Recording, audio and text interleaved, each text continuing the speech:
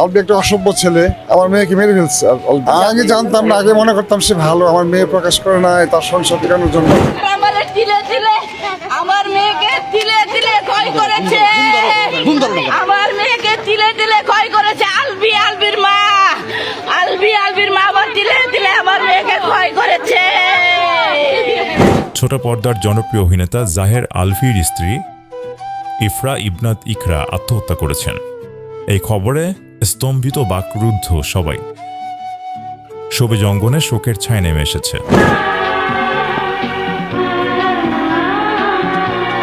Mirpur DOHS নিজ বাসায় আত্মহত্যা করেছেন ছোট পর্দার জনপ্রিয় অভিনেতা জাহের আলভির স্ত্রী। আলভির শ্বশুরবাড়ির পক্ষ থেকে আত্মহত্যার খবরটি নিশ্চিত করা হয়েছে। জানানো হয়, দুপুর 1টার দিকে নিজ বাসায় আত্মহত্যা করেছেন। এরপর হাসপাতালে নিলে তাকে মৃত ঘোষণা করা হয়। এখন আইনি প্রক্রিয়া চলমান রয়েছে। তবে কেন এবং কি কারণে আত্মহত্যার পথ বেছে নিয়েছেন ইকরা? অনেক গুঞ্জনই শোনা যাচ্ছে। আলভির সাথে দাম্পত্য কলহ সহ নানাবিধ কারণে আত্মহত্যার পথ বেছে নিয়েছেন ইকরা। আলোচনা না করি ভাই, আমি তো মানসিকভাবে ঠিক নাই।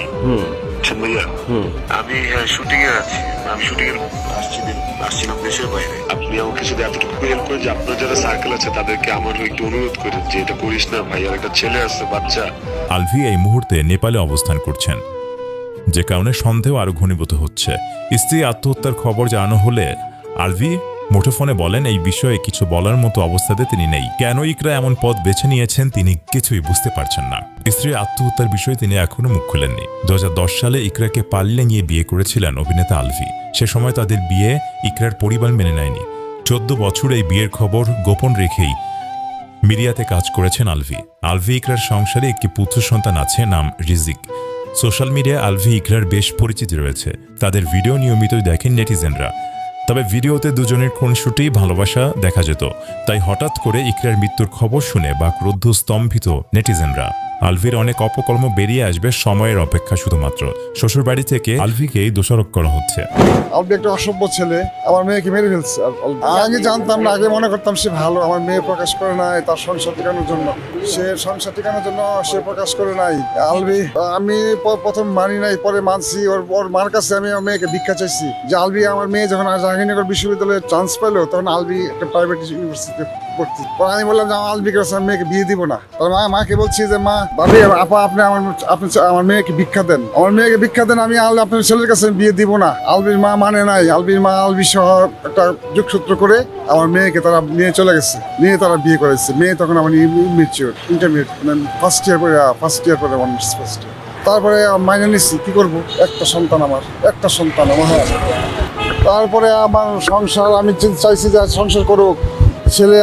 আমি বুঝতে পারতেছি যে খারাপ হবে, মিডিয়ার মানুষ খারাপ ভালো হয় না, অসভ্য।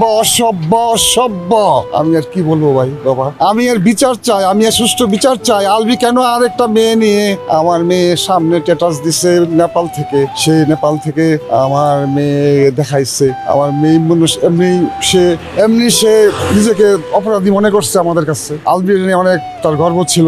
আলবি যদি সে এটা করছে, আলবি এই জন্য আমার মেয়ে খুব দুঃখে, এবং আলবির প্ররোচনায় এবং আলবির মার প্ররোচনায় আমার মেয়ে হয়তো সুইসাইড করছে। আমি আর কি বলবো বাবা, আমি বিচার চাই আপনাদের সবার কাছে। আমার অনুরোধ, আপনাদের মাধ্যমে আমি বিচার চাই, সুষ্ঠু বিচার চাই। যদি সে দোষী হয় তার জন্য শাস্তি হয়। হ্যাঁ, মামলা আমি যদি থানায় করছি, মামলা করছি, প্রসেসে আসছি। হ্যাঁ, আমরা করব। এখন আমি আমার বাড়িতে নিয়ে যাবো, আমার ভালো কথা ময়মনসিংহ, ওখানে তখন আমি থানা থেকে সব কাগজপত্র নিয়ে আসছি। এই যে এখন গোসল করছি, এখন নিয়ে যাবো। আমি জানি না, আমি সন্তানকে আমি কোথায়, আমি জানি না। না, রিপোর্ট তো এখন দিবে না, রিপোর্ট তো 7 দিন পরে দিবে। আমার সাথে এরকম কথা নেই। আজকে সকালে ফোন করছিল, আমরা কথাবার্তা বলছি, তো বলছে যে ঠিক আছে নিয়ে আসতেছি, কিন্তু এখনো পর্যন্ত আসে না। আমি জানি না, আমি দিয়েছি। আচ্ছা, আমি থানার থেকে আমি আসছি, আমি থানায় ছিলাম, আমি আসি। আই ডোন্ট নো, আমি জানি না। আলভি ওর ছোট ভাই বলছে যে আজকে আসবে। ওর ছোট ভাই বলছিল, কালকে বলছিল যে টিকিট ব্যবস্থা করতেছে, আজকে আসবে। এটা আমরা জানি যে আজকে আসবে, ওর ছোট ভাইয়ের স্টেটমেন্ট। না, এখন তো আমরা নিয়ে যাব, আমরা জানি না, কারণ ওরা কেউ এই দিকে আসতেছে না। ছেলেকে নিয়ে আসার কথা, তাও এখন আসে নাই, তো আমরা এখন বলতে পারছি না। তবে এই যে ঘর, এই মিডিয়ার কিন্তু বড় একটা বদনাম তো এমনি আছে, বদনামটা আরো হবে যদি এর সুষ্ঠু বিচার না হয়। এটুকুই বলা শেষ। আমাদের মনে হয় আমাদের জন্য দোয়া করেন, আমরা যেন সুষ্ঠু বিচার। আলবি ফোন দিয়ে ওর অ্যাসিস্ট্যান্টকে বলছে যে তাড়াতাড়ি ওই রুমে যেয়ে দেখতে। তার মানে হি নোজ, এমন না যে সে কিছু জানে না। সে যে একটু আগে স্ট্যাটাস দিল যে আমি জানি না কি হয়েছে, তো এই স্টেটমেন্টটা পুলিশকেও দিয়েছে ওর অ্যাসিস্ট্যান্ট অর্ক, যে স্যার আমাকে জানাইছে, স্যার জানে দেখে জানাইছে। তো সবার আগে আমি আসছি বেসিক্যালি, বাকি সবাই আসার আগে ওর অ্যাসিস্ট্যান্টটা ছিল আর ওর কাজিন ছিল একজন, ইকরার কথা বলতেছি। তো আমি সবার আগে এসে দেখছি লাশটা, এরপর পুলিশেও এসে আমার কাছ থেকে নিল স্টেটমেন্ট। আমি তখন জিজ্ঞেস করলাম অ্যাসিস্ট্যান্টকে যে কখন হইলো কি হলো, কারণ আমাদের সাথে 10টার দিকেও সকাল 10টায় চ্যাট হয়েছে মেসেঞ্জারে। নেপালে যাইতে চাইছিল, আর ওর একটা প্রোগ্রামও আছে, ওর একটা প্রোগ্রামও ছিল আজকে ইফতার পার্টি, তো আমারও যাওয়ার কথা ছিল এখানে। তো যখন হচ্ছে কি ওর কাজিন প্রথম আমাকে ফোন দিচ্ছে, দিয়ে বলতেছে কান্নাকাটি করে যে আপু তুমি কিছু জানো? তো আমার কথা হচ্ছে আমি তো যা দেখছি সকালবেলা ও ঠিকঠাক, হঠাৎ কি হবে? আমি ভাবছি হয়তো বা রাগের মাথায় হয় না অনেকে যেটা করে, ঘুমের ওষুধ খাচ্ছে, এর আগেও ঘুমের ওষুধও খেয়েছে, কিংবা রাগের মাথায় হাত কাটলো। আমি ভাবলাম যে হয়তো বা একটু পাগলাম টাগলাম করছে, হাত কাটছে, সেলাই টেলাই লাগবে, হাসপাতালে নিতে হবে। তো আমি অত সিরিয়াসলি নেই নাই। তো আমার কাছে ওর হচ্ছে কি দেবরের নাম্বার নাই, বাসার কারো নাম্বার ছিল না। তো আমি ওকে বললাম যে তুই একটু কন্ট্যাক্ট কর, কারণ আমিও হাসপাতালে তখন পেশেন্টদের নিয়ে একটু বিজি ছিলাম। পরে আমি তো ওকে ফোন করলাম। এরপরে ও যখন জানালো যে এরকম, তো আমার বেশিক্ষণ লাগে না বসুন্ধরা থেকে এখানে আসতে, 10-12 মিনিট লাগে। আমি সবার আগে এসে পৌঁছালাম। আমি ঢুকে তো ওর কাজিনের হাজব্যান্ড ছিল বেসিক্যালি, আমাকে দেখে বলতেছে আপু ভিতরে। তো আমি ভাবছি হয়তো বা এমার্জেন্সিতে শুয়ে আছে। আমি তখনও না, আমি আসলে প্রসেস করতে, কারণ ও খুব ও কিন্তু ডিফারেন্ট, ও খুব স্ট্রং। ও উল্টা মানুষজনকে, আমরা ডিপ্রেশনে থাকলে আমাদেরকে বুঝাইতো যে ডিপ্রেশনে থাকার কি আছে, একটাই জীবন, ও করবে এটা আনবিলিভেবল ছিল। তো আমি প্রথমে দেখলাম যে ও ঘুমাইলে যেরকম, ও তো সুন্দর, ও ঘুমাইলে যেরকম ওভাবে শুয়ে আছে। তো আমি অনেকক্ষণ ডাকলাম ইকরা ওঠ। আমি ওর পালস দেখলাম পালস নাই। তখন আই রিয়ালাইজ যে শি ইজ নো মোর।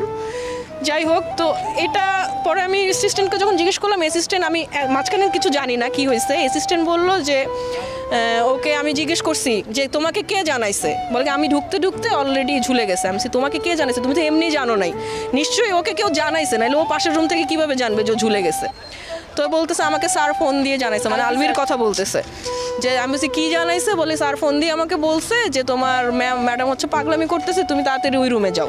তো আমরা যে হচ্ছে কি ওই রুমের দরজা লক ছিল, ডাম্বেল না কি দিয়ে দরজা ভেঙে, ততক্ষণে নাকি ফ্যানা টানা বের হয়ে গেছে। ওরা নিয়ে প্রথমে সাথে নিয়ে নাকি ওই মিরপুরে ইসলামীয় হসপিটালে নিয়ে গেল। এই নিউজগুলো কিন্তু আমরা জানতাম না। এই যে মাঝখানে 2 ঘন্টা যে এত কিছু হয়েছে, যে ওইখানে ও এটা হয়েছে, ও হচ্ছে গিয়ে স্ট্যাঙ্গিং করলো, ওকে নিয়ে মিরপুর ইসলামী হসপিটালে নিল, ওইখান থেকে ওরা রেফার করে দিচ্ছে, যেহেতু পুলিশ কেস ওরা তো সরকারিতে রেফার করে। এই জিনিসটা আমি যখন জিজ্ঞেস করলাম যে তুমি কীভাবে জানলা, এখানে এত দূরে কেন আনলা, তখনও আস্তে আস্তে বললো, এর আগ পর্যন্ত এই টোটাল সিনারিওটা কেউ জানে না।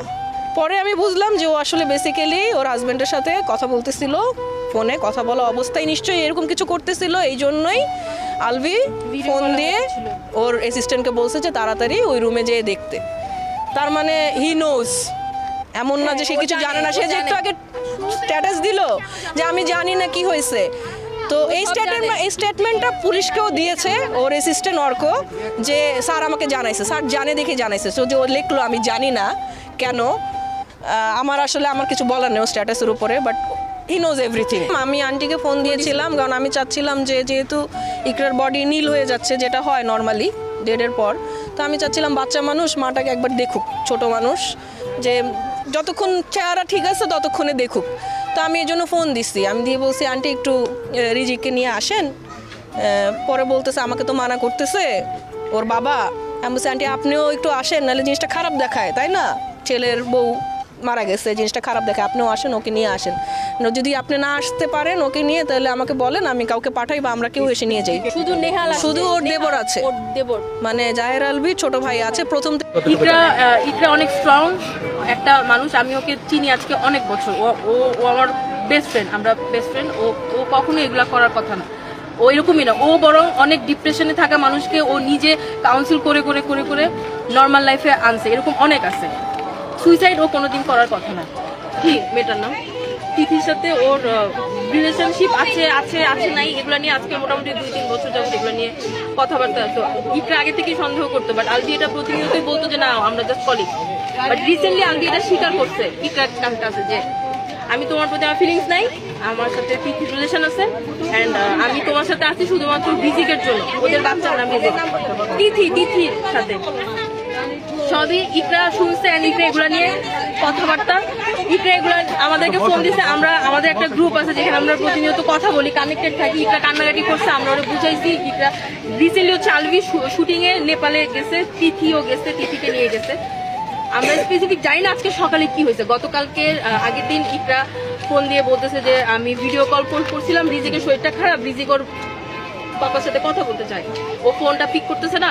তখন হচ্ছে ইকরা অনেক কান্নাকাটি করতেছিল যে ওই মেয়ের সাথে আসছে, আমি জানি ও কোন রুমে আছে, ডিলাক্স রুম সবই। ওই দিন আবার ওই মেয়ের বার্থডে ছিল, ওই মেয়ের বার্থডে সেলিব্রেট করার জন্য আলবি ওকে নেপালে নিয়ে গেছে, এন্ড ইকরা এগুলো সব জানে। ইকরা তখন ওকে ভিডিও কল দিছে, আলবি ওকে স্ট্রেট বলছে যে তুমি আমাকে এখন ইচ্ছা করে মানে রিজিক অসুস্থ এটা বলে তুমি আমাকে মিথ্যা কথা বলতেছো, এখন আমাকে তুমি ডিস্টার্ব করতে চাচ্ছ। এগুলো নিয়ে ইকরাকে ও উল্টা ইয়ে করছে। ইভেন ওই মেয়ে আলবির ওয়াইফের সাথে, হাজবেন্ড ওয়াইফের মধ্যে এগুলো নিয়ে ওই মেয়ে হচ্ছে পজিটিভ হয়ে ঝামেলা করে, তুমি তোমার বউয়ের সাথে কেন থাকো, এগুলো নিয়ে ওই মেয়ে আলবির সাথে ঝগড়া করে। এন্ড আলবি আবার ওইটার স্ক্রিনশটও আছে, ইকরার ফোনে সবকিছু স্ক্রিনশট আছে। তো আমাদেরকে গ্রুপে অনেক সময় স্ক্রিনশট পাঠিয়েছে, দেখ ওরা এই করতেছে সবকিছু, কিছু এভরিথিং। আশা করছি ভিডিওটি আপনারা দেখলেন এবং ভিডিওটির মধ্যে আপনারা বুঝতে পেরে গেছেন যে ইকরার সম্পর্কে এবং আলবির সম্পর্কে। বন্ধুরা, যে আলবি যে কাজটি করছেন খুবই একেবারে খারাপ এবং মারাত্মক কাজ। যেহেতু ইসলাম ধর্মে, আমাদের ধর্মে বলাই আছে যে কোনো মানুষ বিবাহর পর যদি কেউ জিনা করে, যে পরকীয়া লিপ্ত, সেটাকে জিনাই বলা হয়। জিনা করে তাদের তো জীবনে বাঁচার কোনো অধিকারই নেই। কিন্তু এমনভাবে ইহুদিরা এবং সন্ত্রাসরা এটাকে এমনভাবে ছড়িয়ে দিয়েছে যে মানুষ বুঝতে পারে না যে পরকীয়া একটা বড় জিনা, একটা গুনার কাজ। বন্ধুরা, যিনি চলে গেছেন এই দুনিয়া থেকে তার জন্য দোয়া করবেন এবং আলবি তার কি শাস্তি হতে পারে সেটা দেখাই যাক। বন্ধুরা, ভিডিওটি ভালো লাইক করবেন, ততক্ষণ আপনাদের মূল্যবান মতামত কমেন্টে জানিয়ে দিতে ভুলবেন না। ধন্যবাদ।